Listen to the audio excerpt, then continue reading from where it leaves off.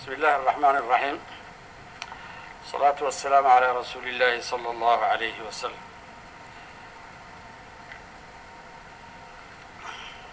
Sa Majesté Mohamed VI, président de la COP 22, Mesdames et Messieurs les chefs d'État et de gouvernement, Madame la secrétaire exécutive de la Convention cadre des Nations Unies sur le changement climatique, Mesdames et Messieurs, qu'il me soit tout d'abord permis de remercier Sa Majesté le roi du Maroc et le peuple marocain pour l'accueil chaleureux qui nous a été réservé depuis notre arrivée dans cette belle cité de Marrakech.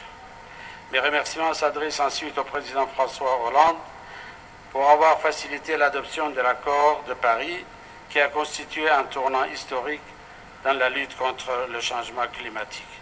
J'adresse enfin mes remerciements à la nouvelle secrétaire exécutive de la Convention, Madame Spinoza, qui a pris les dispositions nécessaires pour faciliter nos travaux durant cette conférence. Permettez-moi également d'endosser pleinement les déclarations faites au nom du groupe des 77 et la Chine par le Royaume de Thaïlande et par le président de la République du Mali au nom de l'Afrique, du Niger, je veux dire. Je voudrais d'emblée souligner que c'est la 4e fois que l'Afrique accueille la conférence des parties à la Convention cadre des Nations Unies sur le changement climatique. Et chacune de ces conférences a abouti à des résultats encourageants.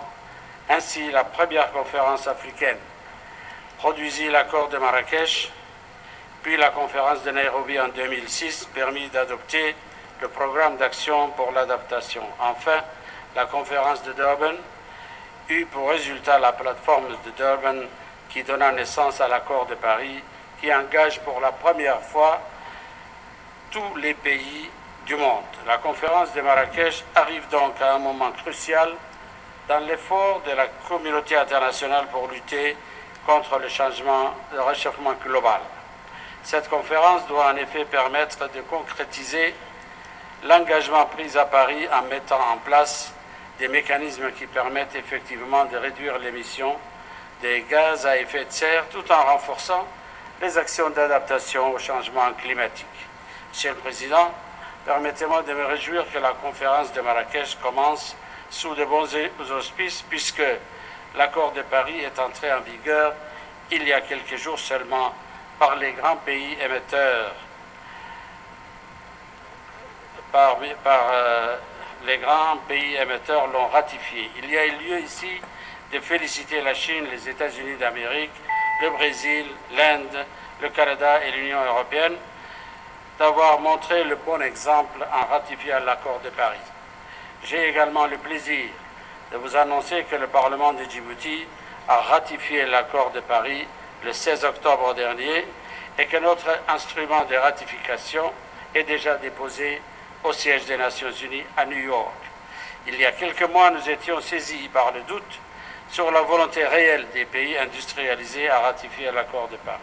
Aujourd'hui, le doute n'est plus permis et c'est porté par l'espoir que nous entamons la négociation pour donner un contenu concret à l'accord de Paris. Cependant, il y a urgence et beaucoup de choses restent à réaliser pour lutter efficacement contre le réchauffement global. Nous constatons en effet un gap entre l'aggravation du réchauffement global et les actions menées pour réduire les émissions de gaz à effet de serre. Ainsi, l'année 2016 fut l'année la plus chaude jamais enregistrée depuis le début des relevés météorologiques en 1880. Or, peu d'actions concrètes ont été engagées cette année par les pays industrialisés, que ce soit pour la suppression des aides publiques aux énergies fossiles, l'augmentation du prix de carbone ou l'aide aux pays en développement pour l'adaptation.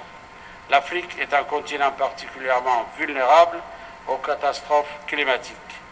Ainsi, les sécheresses récurrentes, le spectre de la soif, les pertes de cheptels et parfois des inondations dévastatrices sont le lot des populations rurales pauvres de nos pays.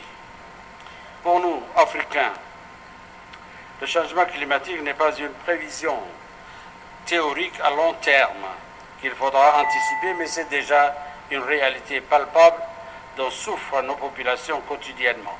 Et cette tendance ne fait que s'accroître d'une année à l'autre. Il est donc urgent de prendre des actions rapides et concrètes pour réduire de façon drastique l'émission des gaz à effet de serre. Comme vous le savez, l'Afrique ne représente que 4% des émissions mondiales de ces gaz.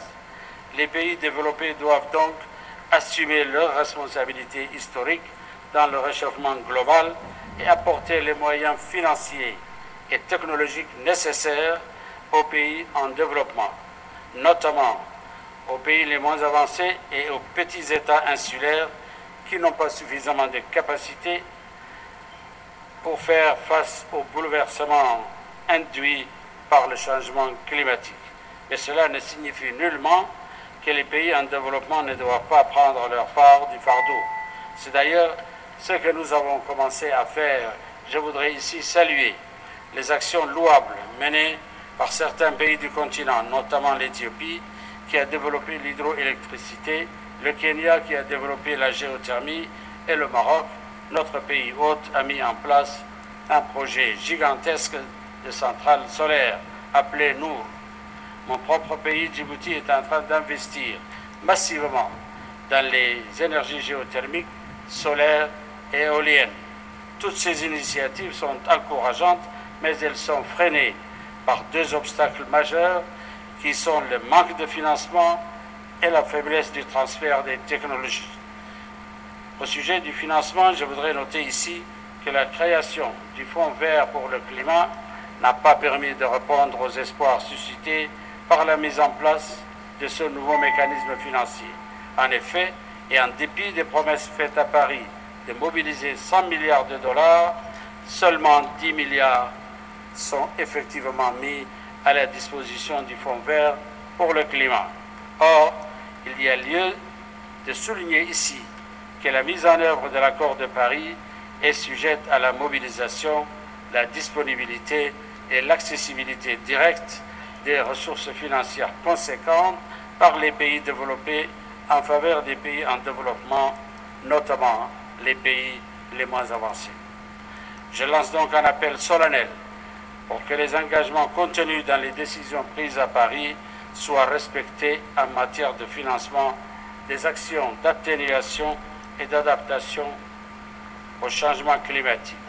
C'est la condition sine qua non que l'on puisse engager pour que l'on puisse s'engager dans un développement sobre en carbone et résilient au changement climatique.